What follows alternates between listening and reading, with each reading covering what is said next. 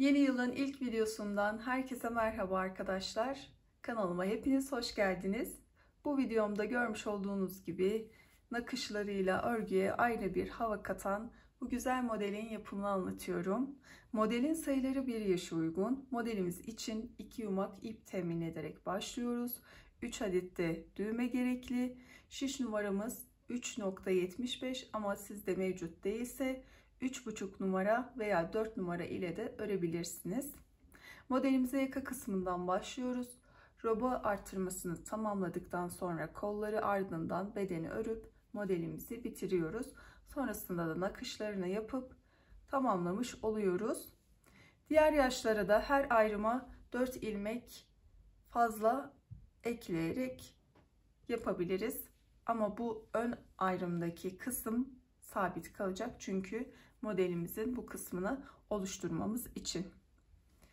Bu şekilde diğer yaşlara uygulayabiliriz. Roba artırmasında ona keza daha fazla yaparak yine buradaki kol uzunluğunu, beden uzunluğunu ölçü alarak bu şekilde uzatıp uygulayabiliriz arkadaşlar. Modelimizin arkası da bu şekilde. Ölçülerine bakalım. Boy 32 santim. En 27 santim. Kol uzunluğuna bakalım. 18 santim. Genişliği 10 santim. Robamız 17. Yaka genişliği de 9 santim. Modelin yapımına geçmeden önce sizlerden ricam videomu beğenip kanalıma abone olarak destek vermeniz. Desteğiniz benim için çok önemli. Lütfen yorum kısmına da yorum bırakmayı unutmayın. Emoji dahi olsa.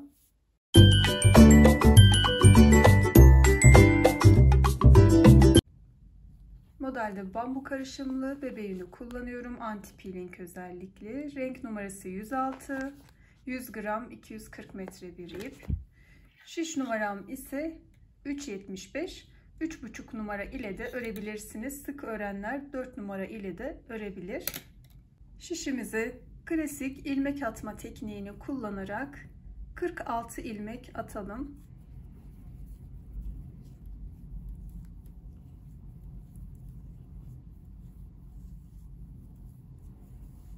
...46 ilmeği arka yüzde bir sıra ters örelim.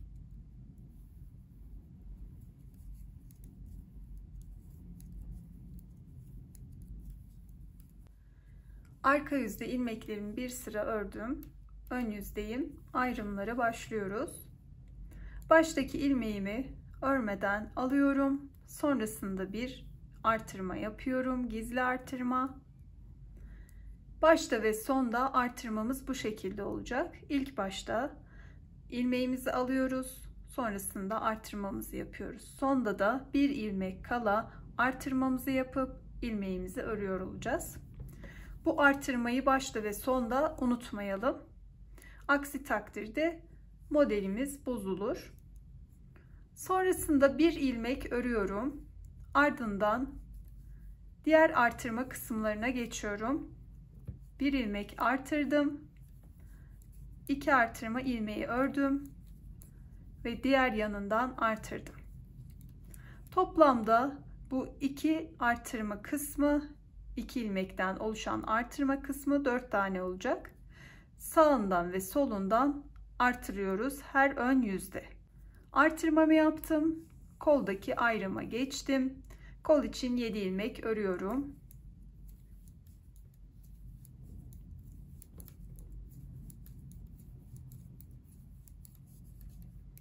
Ardından artırmamı yapıyorum. 2 artırma ilmeğini örüyorum. Sonrasında diğer yanından artırdım.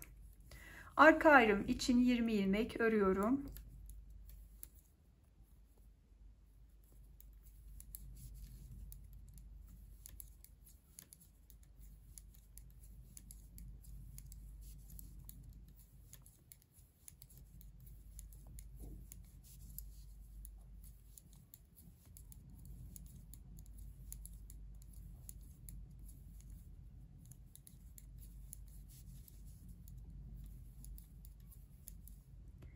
20 ilmek ördüm, artırmamı yapıyorum.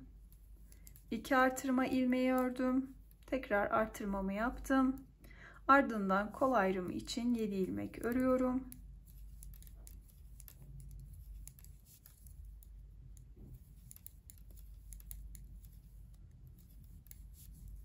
Yedi ilmek ördüm, artırmamı yapıyorum.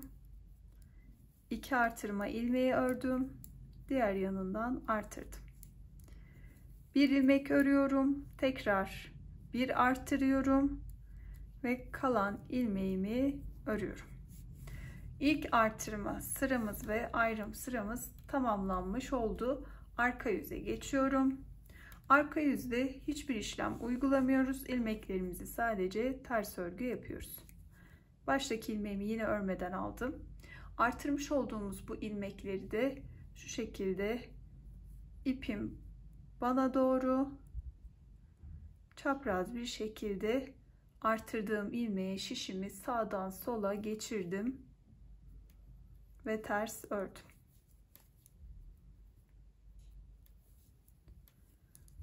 Artırmış olduğumuz ilmekleri de bu şekilde örüyoruz.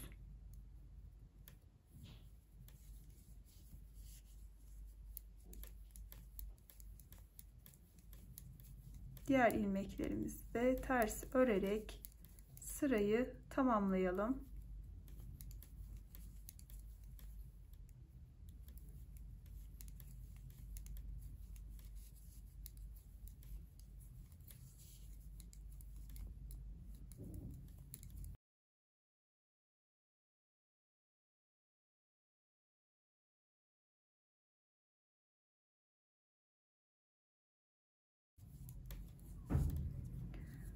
Ön yüzdeyim. İkinci artırma sıramıza başlayalım. Baştaki ilmeğimi örmeden aldım. Artırmamı yaptım. Sonrasında 1, 2, 3 ilmek örüyorum. Artırmamı yapıyorum. 2 artırma ilmeğini ördüm ve tekrar artırmamı yaptım. Bir önceki sırada kol için 7 ilmek örmüştük. Her iki yanından birer ilmek arttığı için 9 ilmek örüyoruz.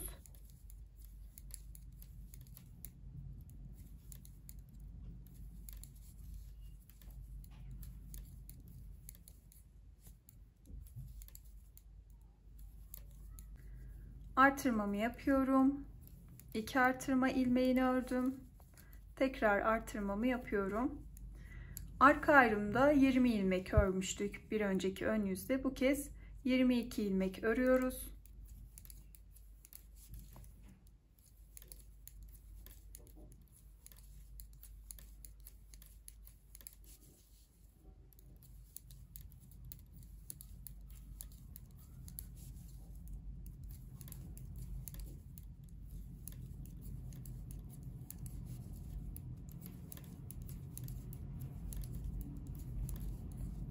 Artırmamı yapıyorum. 2 artırma ilmeğini örüyorum. Tekrar artırmamı yapıyorum. Kol ayrımındaki 9 ilmeği örüyorum.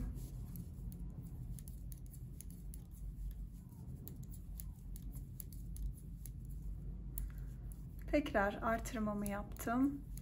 2 artırma ilmeğini ördüm ve diğer yanından artırdım. 1, 2, 3 ilmek ördüm. Sonda bir ilmeğim kaldı. Onun öncesinde artırmamı yapıyorum ve kalan ilmeğimi örüp arka yüze geçtim.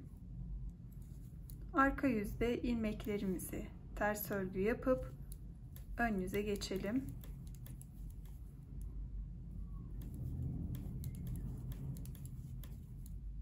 Ön yüzdeyim. Artırma kısmı iyice anlaşılır olsun diye bir kez daha birlikte bu sırayı örelim. Şöyle bakın, bu iki düz ilmeğimiz iyice belirgin oldu. Sağından ve solundan artırmalarımızı yapıyoruz. Bakın bu kısımda da aynı şekilde. Toplamda 4 tane bu artırma kısmından var. Başta ve sonda da bir ilmek sonrası ve öncesi artırıyoruz. İlk ilmeğimi örmeden alıyorum. Şöyle artırmamı yapıyorum. Ardından 1, 2, 3, 4, 5 ilmek ördüm bu kez. Artırmamı yapıyorum. Bu 2 artırma ilmeğimi örüyorum. Diğer yanından artırdım. Kol ayrımındaki ilmeklerimi örüyorum. 11 ilmek.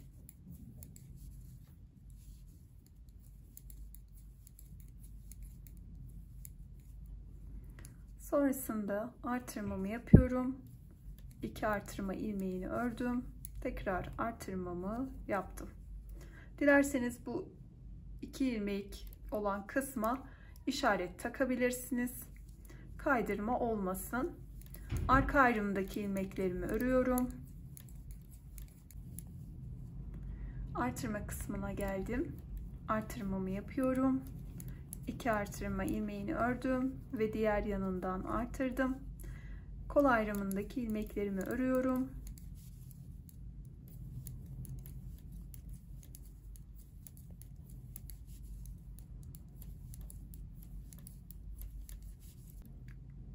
Artırmamı yapıyorum. 2 artırma ilmeğini ördüm. Diğer yanından artırdım.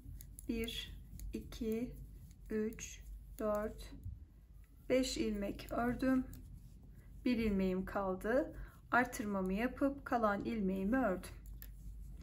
Arka yüzde de bir işlem uygulamadan tüm ilmeklerimizi ters örüyoruz. Artırma kısmını da bu şekilde yaparak robamızı büyütüyoruz. Artırma kısmını ilerlettim. Birlikte kaç sıra artırmışım sayalım. 1, 2, 3, 4, 5, 6, 7, 8. Her ön yüzde 8 defa artırmışım başlangıçtan itibaren. Şimdi bu kısımda bir işlem uygulayacağız. Artık bu kenarda her ön yüzde artırmayacağız. Bir ön yüzde artırıp diğer ön yüzde artırmıyoruz. Sadece bu kenar kısımda, her iki uçta. Bir öncekinde artırdığım için ördüğüm bu sırada artık artırmıyorum. Direkt buradan ilmeklerimi örerek artırma kısmına geliyorum. Bir ön yüzde artırıp bu kısımda bir ön yüzde artırmadığımız bu işlemi toplamda sadece bu ön ayrımdaki ilmek sayımız 26 oluncaya kadar devam ettireceğiz. 26 olduktan sonra da tekrar bir işlemimiz olacak. Şimdi bu sırayı bu şekilde örüyorum. Artırma kısmına geliyorum. Artırma kısmındayım. Buradaki artırmalarımız, bu iki ilmeğin sağından ve solundan olan artırmalarımız aynı şekilde devam ediyor. Sadece başta ve sonda bu işlemi yapıyoruz.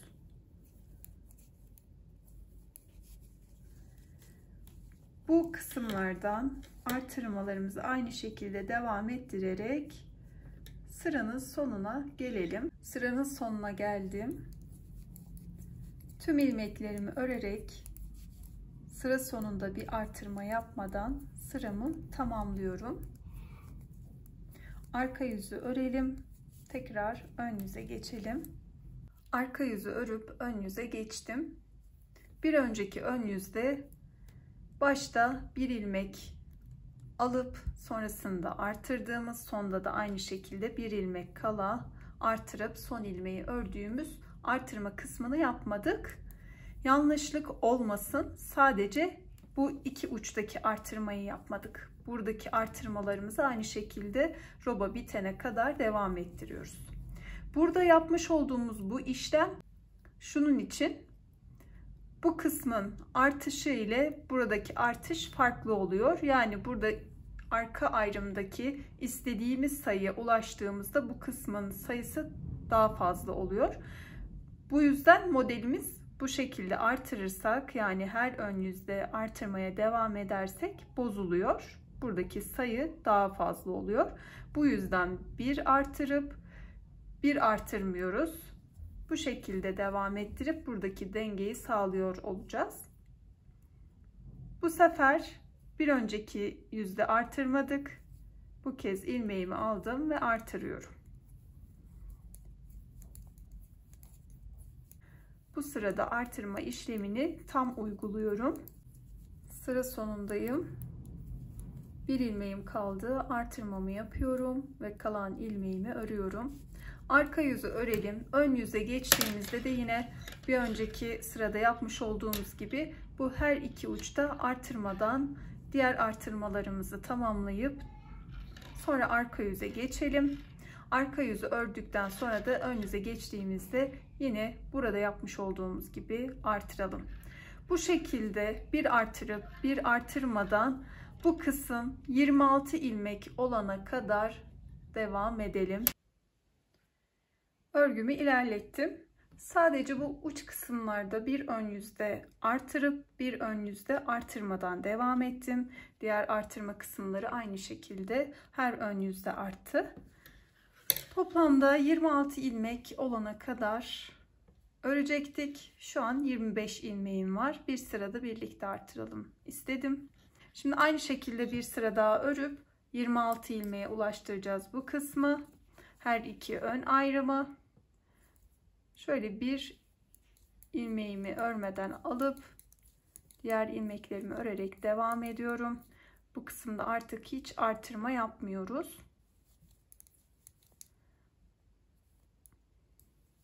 Artırma kısmına gelelim. Artırma kısmına geldim. Bir ilmek bu kısımda artırdığım için 26 ilmek oldu ön ayrım. Şimdi aynı şekilde buradaki artırmalarımı yaparak diğer uca geldiğimde de artırmadan sırayı tamamlıyoruz. Arka yüzü örüp ön yüze geçelim. Arka yüzü örüp ön yüze geçtim. Modelimizin artırma kısmına şu şekilde devam ediyoruz. Her iki uçtaki ön ayrımdaki ilmekler 26 ilmek olarak sabit bir şekilde kalacak. Diğer kısımların artırmasına devam edeceğiz. Yani ne uçta ne de bu artırmanın sağ tarafında artırma yapmıyoruz. Bu kısım bu şekilde kalıyor. Buradaki artırmamızın her zaman sol tarafından artırmamızı yaparak her ön yüzde bu şekilde devam edeceğiz. Bu ve bu artırma kısmının her iki yanından, son artırma kısmında da sağ taraftan yani kol ayrımına katılacak şekilde artırmamızı yapacağız. Diğer tarafından yapmayacağız. Arka yüzde bir işlem yapmadan aynı şekilde örüyoruz. Yine anlaşılır olması için şu kısmı birlikte örelim ve tekrar anlatmak istiyorum. Şöyle 26 ilmeğimizi örerek artırma kısmına gelelim. 26 ilmeğimi ördüm, artırma kısmına geldim. Burada bir artırma yapmadan 2 artırma ilmeğini örüyorum. Kol ayrımına katılacak şekilde bir artırma yaptım. Yani bu artırma şeklinde sadece kollar, arka ayrım ve diğer kol artacak. Ön ayrımlar artmayacak. Yine devam ederek aynı şekilde buradaki artırmanın her iki yanından, buradakinin de her iki yanından artırmamıza devam edelim. Bu kısma da geldiğimizde yine sağından kola katılacak şekilde artırmamızı yapıyoruz. Diğer yanından yapmıyoruz. Sonrasında arka yüzü örüyoruz. Ön yüze geçtiğimizde de burada yaptığımız gibi yine aynı şekilde artırmalarımızı yapıp devam ediyoruz. Ta ki arka ayrımdaki ilmek sayımız 58 olana kadar. Arka ayrımdaki ilmekler 58 olana kadar artırmalara devam ettim. Arka yüzü örüp ön yüze geçtim. Öreceğimiz bu sırada kolları örüp sonrasında da beden kısmına geçiyoruz. Ön ayrımdaki 26 ilmeği örerek artırma kısmına kadar gelelim. Artırma kısmına kadar geldim. 2 artırma ilmeğinin birini örüyorum ve ön ayrıma katıyorum. Ön ayrımdaki ilmek sayım 27 oldu. Diğer artırma ilmeğini de kol ayrımına ekliyorum. Diğer ayrıma kadar koldaki ilmekleri örelim. Diğer artırma kısmına geldim. Buradaki 2 artırma ilmeğinin de birini kol ayrımına ekliyorum. Diğerini de arka ayrıma. Toplamda şişimde 45 ilmeğim var. Bu kısımdan dönüyorum. Artık sadece koldaki 45 ilmeği örerek ilerliyoruz. Baştaki ilmeğimi örmeden aldım. İlmeklerimi ters örüyorum. Arka yüzde 45 ilmeği ördüm. Şimdi yine buradan örgümü çeviriyorum. Koldaki 45 ilmeği düz örüyorum. Yine baştaki ilmeğimi örmeden aldım. Bu kolda eksiltme yapmadan düz bir şekilde 45 ilmeği örüyoruz. İlerletelim, devam edelim. Koldaki ilmekleri toplamda 40 sıra ördüm. Ön yüzdeyim. Lastik örgü kısmını başlatıyoruz. Hem de bu sırada birkaç ilmek eksiltiyoruz. İlk ilmeğimi örmeden alıyorum. Sonrasında bir düz, bir ters, ardından 2 ilmeği birlikte keserek düz örüyorum. Ardından bir ters, bir düz, bir ters, tekrar 2 ilmeği birlikte örerek düz ördüm. Bir ters, bir düz, bir ters, yani 3 ilmekte bir kesme işlemi yapıyoruz. 3 ilmek ördüm. Dördüncüyü 2 ilmeği birlikte örerek bir ilmek keserek düz ördüm. Bir ters, bir düz, tekrar bir ters,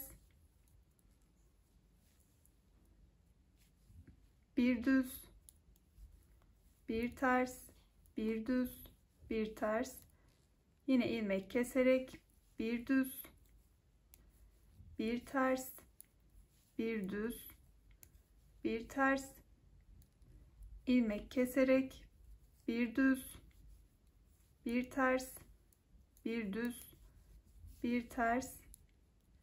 Bu şekilde devam ediyoruz.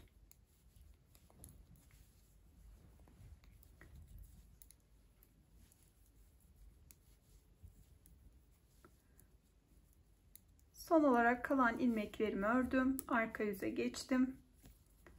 Arka yüzde baştaki ilmeğimizi örmeden alıyoruz. Tekli lastik örgü yapıyoruz. Sırada ters ilmeğim var. Ters ördüm. Düz ilmeğimi düz örüyorum. Ön yüzde de arka yüzde de bu şekilde örülüyor. Düz ilmekler düz, ters ilmekler ters. Bu ikinci lastik sıramız. Toplamda 6 sıra örelim. Ön yüze geçtiğimizde ilmekleri kapatalım. Lastik örgüyü 6 sıra ördüm. Ön yüzdeyim. İlmekleri kapatmaya başlıyorum.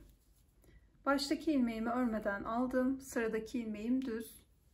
Bunu düz örüp bir öncekini üzerinden buradaki mesafe kadar uzatıp atlatıyorum. Ters ilmeğimi ters ördüm. Bu şekilde üzerinden atlatıp bir önceki ilmeklerimi kapatıyorum. Burada bir önceki ilmeğin mesafesi çok önemli. Çok sıkı yaparsanız kol ağzı sıkı olur. Çok gevşek de olursa kötü bir görüntü olur. Bunu tam buradaki mesafe kadar tutmalıyız. İlmekleri kapattım. Son kalan ilmeğimi alıp tığla birleştirmesini yapıyorum. Şöyle ön yüzden ikiye katlayalım. Ardından diğer ucun tam kenar kısmından tığımı geçiriyorum. Şöyle bu ilmeği alıyorum ve bu kısımdan geçirdikten sonra bir zincir ile sabitliyorum. Sonrasında bu kenarda duran ikili ilmeklerden şöyle tığımı geçiriyorum. Aynı şekilde diğer tarafa da ilmeği alıyorum. Tığdaki ilmekten geçiriyorum. Yine bu 2 ilmeğe, sonra karşısındaki 2 ilmeğe tığımı geçirip ilmeği alıp tığdaki ilmekten geçiriyorum. Yine buradaki tığdaki ilmeğin mesafesi önemli. Çok sıkı tutmayalım. Buradaki birleştirme kasmasın.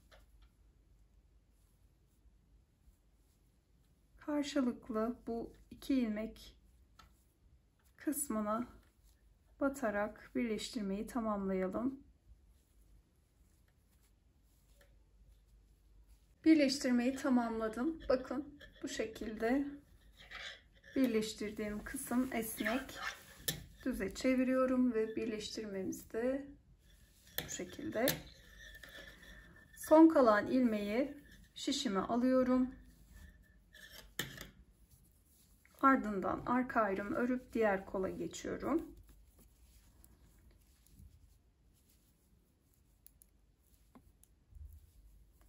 Arka ayrımı örerek diğer artırma kısmına kadar geldim. Şimdi buradaki artırma ilmeklerinin birini arka ayrıma, diğerini de kola ekliyorum.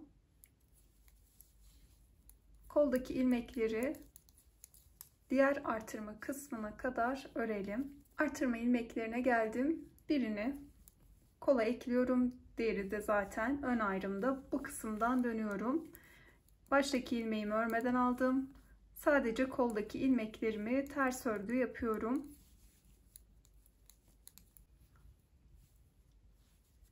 Arka yüzü tamamladım. Tekrar ön yüze geçtim. Şimdi buradan aynı şekilde diğer kolda yaptığımız gibi sadece koldaki ilmekleri örerek 40 sıraya tamamlayalım. Sonrasında da lastik örgü kısmına geçelim. 3 ilmekte bir keserek tekli lastik örgümüzü kuralım. Ardından 6 sıraya tamamladıktan sonra da ilmeklerini kapatıp birleştirmesini yapalım. Ardından birlikte devam edelim. Diğer kolu da aynı işlemleri tekrarlayarak bitirdim. Kalan ön ayrımı da ördüm. Sırayı tamamlamış oldum bu şekilde. Arka yüze geçiyorum. Arka yüzde tüm ilmeklerimizi ters örelim. Arka yüzü örüp tamamladım. Şöyle ön yüze geçtim. Modelimizin devamında beden kısmını ön yüzde düz, arka yüzde ters örerek ilerletiyoruz. Hırkanın beden kısmını ilerlettim. Son olarak ön yüzde kolları örüp tamamlamıştık. Arka yüze geçtiğimizde ön yüzde düz, arka yüzde ters örerek toplamda kol altından itibaren bu kısımdan sayıyorum. 41 sıra ördüm. Ön yüze geçtim. Kol ucunda yapmış olduğumuz gibi tekli lastik örgü başlatıyoruz. 6 sıra örüp ilmeklerini kapatıyoruz. Tekli lastik örgünün kurulumuna başlayalım. Baştaki ilmeğimi yine örmeden alıyorum. Sonrasında bir düz, bir ters şeklinde örüyorum.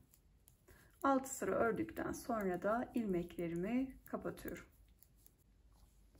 6 sıra ördükten sonra ilmeklerimi kapattım. İpimi kesmedim. Son kalan ilmeği şişime aldım. Şimdi kenar kısımlardan ilmek toplayıp bu kısmı örüyoruz. Burada tekli lastik örgü şeklinde yapılıyor. Şöyle ilmek attığımız başlangıç kısmına kadar bu kısmı aralarda artırarak ilmek çıkaracağız. Bu kısımda da sabit bir şekilde her bu ilmekten birer tane alarak tamamlayacağız. Başlayalım. Bu bir. Kenar kısma şöyle şişimi geçiriyorum. 2 3 4 ve son olarak bu kısımdan 5 ilmek çıkardım. Burada bir artırma yapmadım. Dilerseniz artırma da yapabilirsiniz. Şöyle bir gizli artırma yapıyorum. Devamında bu düz örgü kısmında 3 ilmekte bir artırma yapacağım. Şöyle çift alalım. Bir buradaki ilmeğe, bir de bir sonraki ilmeğe ikili bir şekilde batıyorum. 1 2 3 bir ilmek artırdım. Bu şekilde yapmamın nedeni, tek bir şekilde aldığımızda gördüğünüz gibi boşluklar oluşuyor. Bu da güzel bir görüntü olmuyor. Böyle çift almamın nedeni de bu. 1 2 3 ilmekli bir gizli artırma yapıyoruz. Sonrasında yine 3 ilmek çıkarıyoruz. İlmek attığımız yaka kısmına kadar bu şekilde gelelim. 3 ilmekte bir artırarak kenar kısmı ilmeklerini çıkardım. Şimdi yaka kısmına geldim. Burada bir artırma yapmadan şöyle her ilmekten alarak örüyoruz.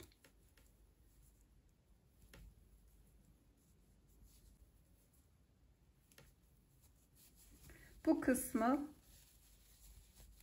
şuraya kadar, yani ilmek attığımız kısmın sonuna kadar aynı şekilde her bir kısımdan birer ilmek çıkararak örelim. Diğer kenarı da aynı şekilde 3 ilmekle bir artırarak devam edelim. Son olarak da lastik örgü kısmındaki ilmeklerimizi çıkarıp bu sırayı tamamlayalım. Diğer kenar kısmında ilmeklerini çıkardım. Şimdi tekli lastik örgü başlatıyoruz. Şöyle kenar kısımda ilk 2 ilmeğimi ters örüyorum. Baştaki ilmeğimi örmeden aldım. İkinci ilmeğim ters. Sonrasında bir düz, bir ters şeklinde diğer uca kadar gelelim.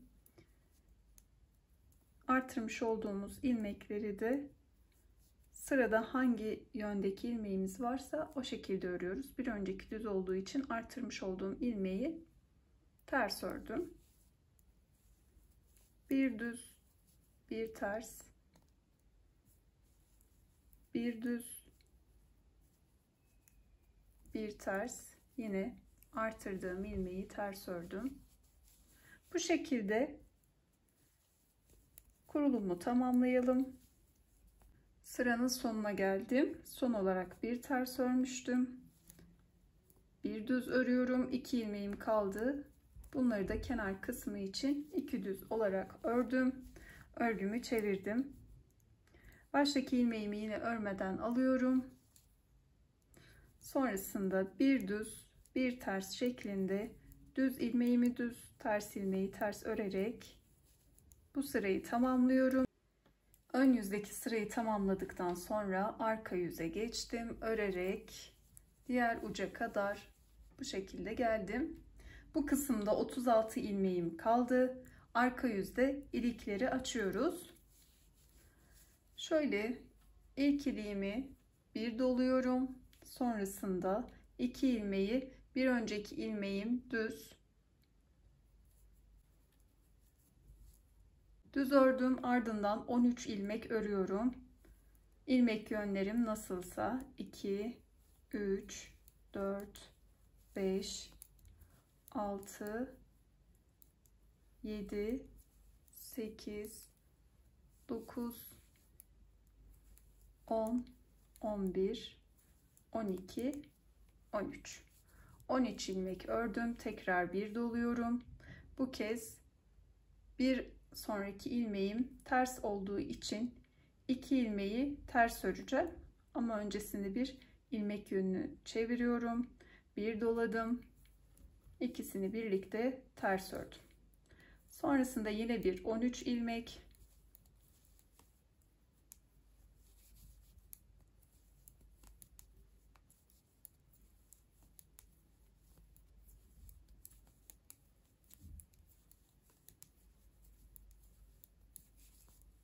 Tekrar doluyorum. Üçüncü iliğimi açıyorum. Bir sonraki ilmeğim düz olduğu için ikisini birlikte düz ördüm. Kalan 4 ilmeğimi de yönlerine göre örüyorum ve sırayı bu şekilde tamamlamış oluyorum. Örgümü çevirdim. Yine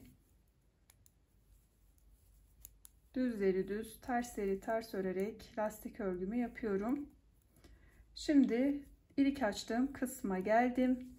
Doladığım ilmeğe bakıyorum. Şöyle bu ilmeğim düz olacak. Yanındaki ilmek gördüğünüz gibi ters. Doladığım ilmeği düz örüyorum. Yanındaki ilmeğim ters.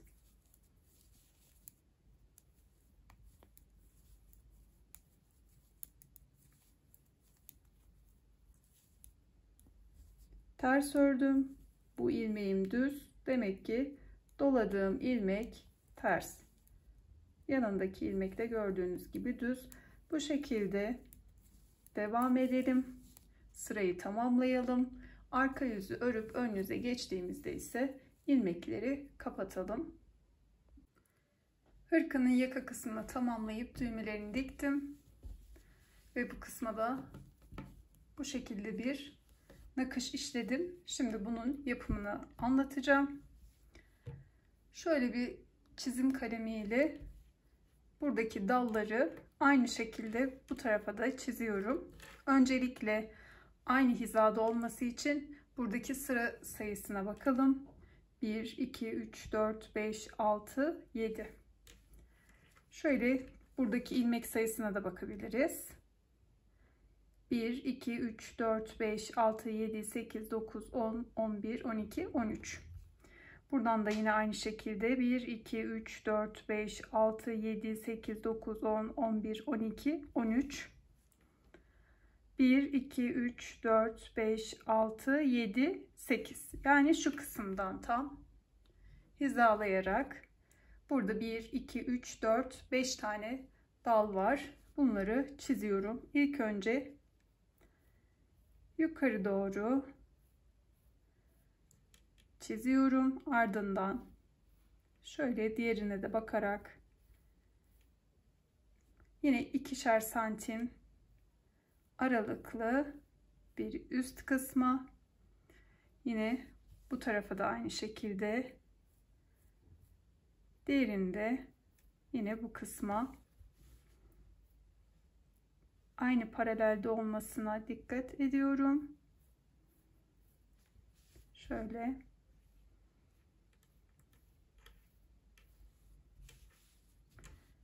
bu şekilde çizimi tamamladık. Zaten şöyle denk getirmek amaçlı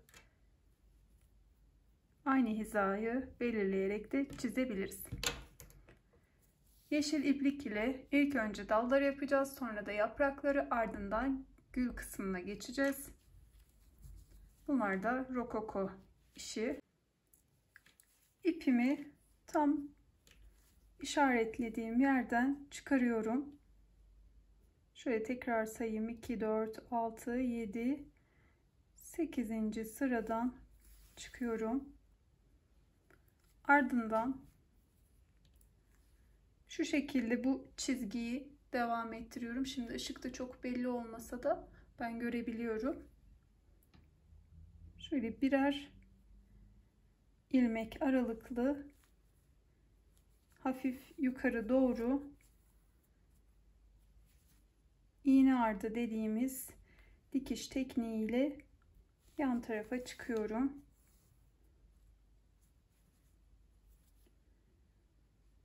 Şöyle toplamda sanırım 6 ilmek üzerine yapmışım.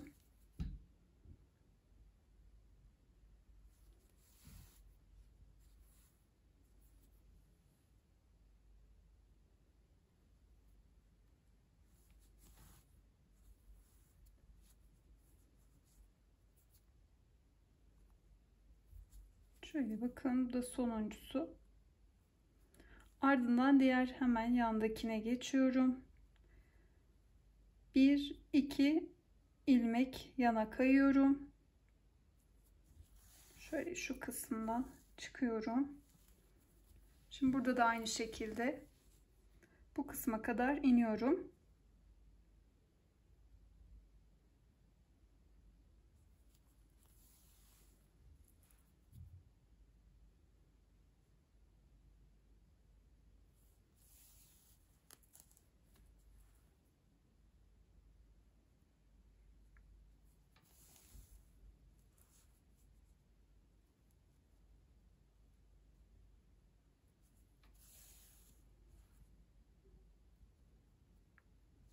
Evet, bu kısma geri döndüm tekrar. Şöyle aynı yere geçtim. Şimdi tam direkt şu kısma çıkıyoruz.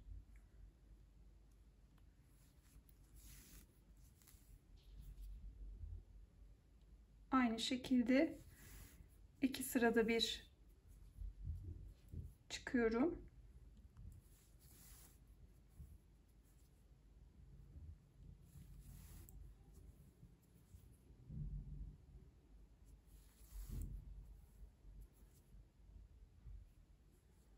Şöyle sanırım bu da sonuncu, yeterli olacaktır. Yan taraftaki dal kısmına geçiyorum. Şöyle diğerini de hizalıyorum. Aynı hizaya çıkmaya çalışıyorum. Şöyle baktığımda evet. Buradan da aşağı doğru iniyorum.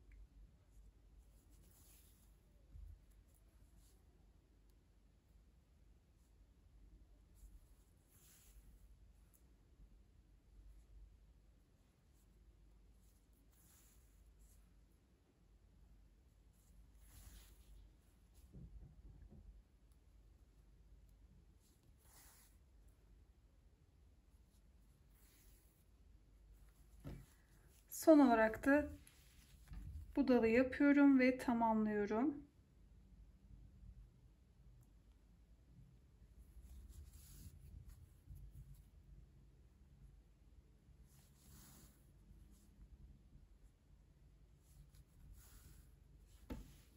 Şöyle eşitliğine bakıyorum.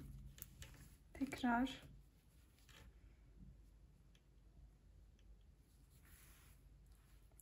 aynı hizaya gelmesine dikkat ediyorum. Evet, bir tane daha yapacağım. 1 2 3 4 5 ve son olarak 6. Şöyle arka tarafa çıktım. Sonrasında bu yapraklardan yapıyoruz.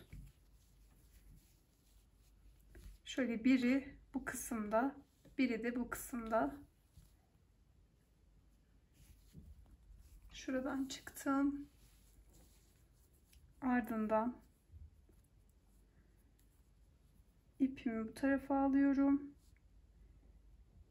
2 sıra hemen aşağısına battım ve şu şekilde çıktım. Burada bir sabitleme yapıp aynı yere dönüyorum.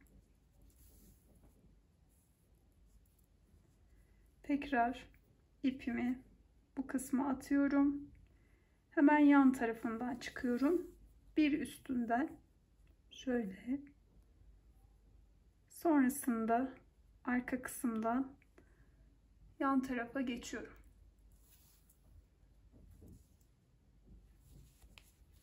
Tekrar bir tane daha yapmak istiyorum.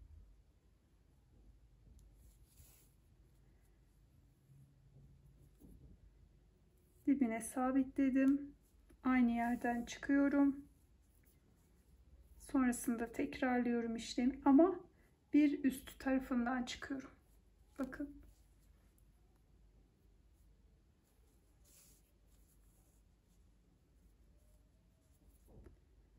Tekrar sabitledim. Bir yaprağım da bu tarafta var. Şu şekilde yapıyorum. Şöyle göstermek istiyorum. Dilerseniz bir ekran resmi alın.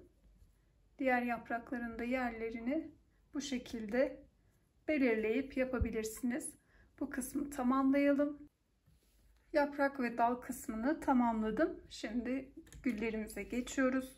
Buradaki kısımlara güllerimizi yapıyoruz. Şöyle ilkinden başlayalım. Şöyle bir ilmek hemen şu kısma çıkıyorum. Şöyle 1 santim kadar var. Buradaki mesafe. Buradan hemen dalın ucuna batıyorum. Yan tarafına çıkıyorum. Aynı yere geri döndüm. Bu kez bu kısımdan çıktım. 5 tane bu şekilde direk yapacağız. Şu buradaki mesafeyi ayarlıyorum. Bir yandan çıkmam gerekli. Tekrar dönüyorum. Sonrasında eşitledim. Dördüncü ve son olarak beşinci.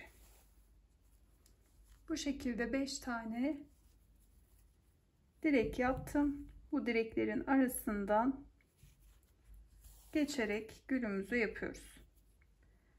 Sıradaki bunu atlıyorum. Diğerinin hemen altından geçtim. Bunu atlıyorum.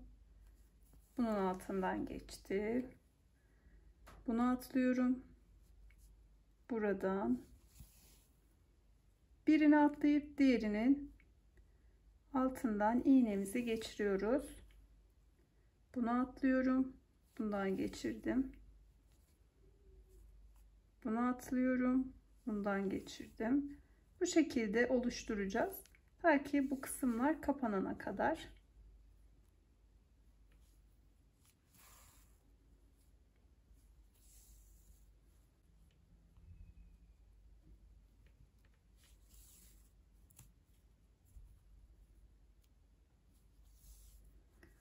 Bir sıra daha gideceğim. Şu kısımdan tamamlanmış olacak. Evet. Bu şekilde ilk gülümüz tamamlandı. Hemen arkadan diğerine geçiyorum. Şöyle kesmemize gerek yok. Yürütebiliriz. Şöyle ilmeklerin arasından yürüttüm. Tam şöyle hizalıyorum. Bu kısımdan çıktım. Ardından ilkini buraya, diğerini bu kısma yapıyorum. Ardından başlıyorum aynı şekilde ipimi dolamaya. Bu şekilde güller tamamlandı. Burada aralarda Fransız düğümleri var. Bunlardan yapalım. Şöyle şu kısımdan çıkarak bir tane buraya çalışmak istiyorum. Buradan çıktım. Ardından iğnemi üzerine koydum. Bir, iki kere iğneme sardım. Hemen yan kısmından batıyorum. Hafifçe çekiyorum. Ve bu şekilde tamamlanmış oluyor. Bir tane daha çalışalım. Şu ara kısma yapalım. Arkadan yürütüyorum.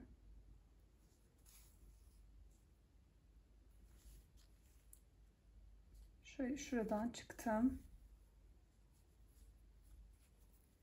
Bir, iki tane sardım. Hemen yan tarafına batıyorum ve hafifçe ipimi çekiyorum. Bu kadar basit. Ben şöyle yaptım. Şu aralara, bir de bu kısma, bir de buralara yaptım. Şöyle göstereyim. Siz de aynı şekilde Fransız düğümlerini buralara çalışın. Son haliyle gelelim. Evet, nakış kısmı bu şekilde tamamlanmış oldu. Hırkamız bitti. Vakit ayırıp benimle birlikte bu modeli denediğiniz için teşekkür ederim arkadaşlar. Videomu beğenip kanalıma abone olmayı unutmayın lütfen. Desteğiniz benim için çok önemli. Bir sonraki videoda görüşene dek sevgiyle kalın.